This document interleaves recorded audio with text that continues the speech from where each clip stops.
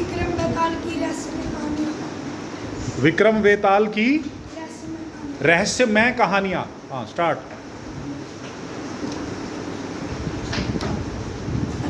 राजा विक्रमादित्य और साधु। बहुत समय पहले की बात है। कहानी का नाम? राजा विक्रमादित्य और साधु। हाँ। बहुत समय पहले की बात है। विक्रमादित्य नामक राजा उज्जैन पर शासन करते थे। वह अपने समय की सभी शख्स को वह बहुत लोकप्रिय और निडर थे। एक दिन जब वह दरबार का काम देख रहे थे तो एक साधु उनके पास आया। उसने उन्हें एक फल दिया। राजा के अनुसार वह फल उन्हें दरबार में बैठ किया गया था, इसलिए उस पर सारी प्रजा का अधिकार था। उन्होंने खजांची से कहा कि उस फल को लेप लगाकर सावधानी से रख दिया जाए। अगले दिन साधु फिर दरबार में आया और उसने राजा विक्रमादित्य को एक अन्य फल भेंट किया। इस तरह साधु बार बार राजा के पास आने लगा। वह हर बार राजा को एक फल भेंट में देता और वापस चला जाता। साधु राजा से किसी भी तरह की कोई बात नहीं करता था। नेक्स्ट पेज, पीछे, इसके पीछे लग जाओ। आप आगे आओ। आप वहाँ जहाँ इसने छोड़ा है वहाँ से आप रीडिंग शुरू करोगे। एक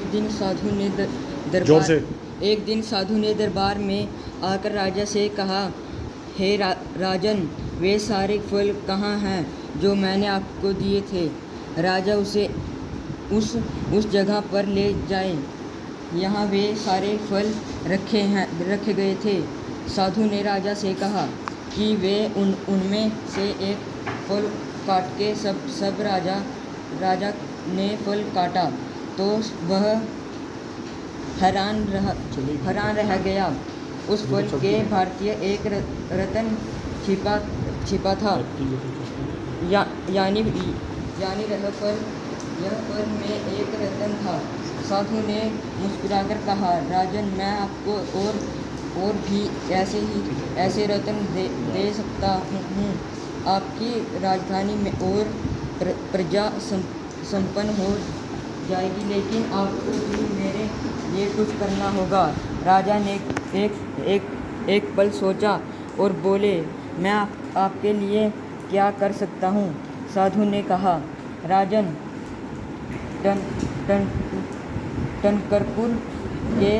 टनकपुर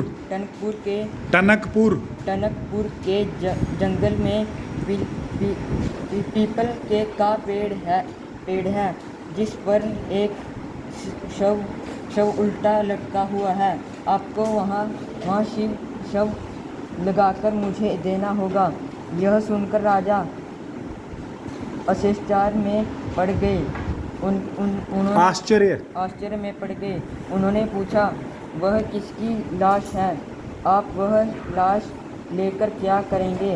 या उससे मेरी प्रजा का भला कैसे हो सकता है? यह मेरी समझ में नहीं आ रहा है। अपना नाम? साधु ने राजा विक्रमादित्य को बताया कि उस लाश में बोतल नामक एक भूत रहता है।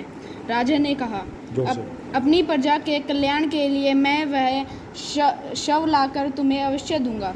साधु ने कहा, आप अगली अमावस्या को इस काम के लिए निकल सकते हैं। मैं अपने आश्रम में आपका इंतजार करूंगा।